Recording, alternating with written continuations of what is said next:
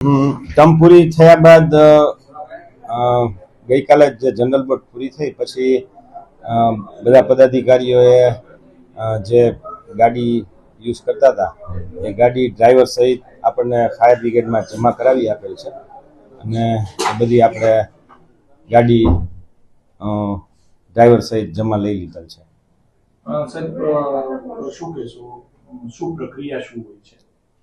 Generally પ્રક્રિયા તો ખાસ બીજી કંઈ હોતી નથી, પણ ટર્મ પૂરી થાય એટલે જે એમને વાહનો પરત સોંપવાના હોય છે, કારણ કે ગાડી છે એ બધી શ્રી કમિશનર સાહેબના નામે હોય છે અને રાજકોટ મહાનગરપાલિકા હસ્તકની ગાડીઓ બધી મેન્ટેન આપણે ફાયર બ્રિગેડ શાખા દ્વારા કરવામાં આવે છે. એટલે બધા પદાધિકારીઓએ પોતાની ગાડી ડ્રાઈવર સહિત ફાયર બ્રિગેડમાં આપેલી છે. હા, ડ્રાઈવરને અમે શિફ્ટ વાઇઝ ડ્યુટી જે અમારે ફાયર બ્રિગેડમાં આવતી હોય છે એ જ પ્રમાણે અમે એ લોકોને શિફ્ટ વાઇઝ ડ્યુટી આજથી ફાળવી દીધી છે. આ કાર છે એ કોઈ બીજા યુઝમાં અથવા તો કેવી રીતે રાખવામાં આવશે? ના, એ કાર બધી અત્યારે આપણે રિઝર્વ જ છે.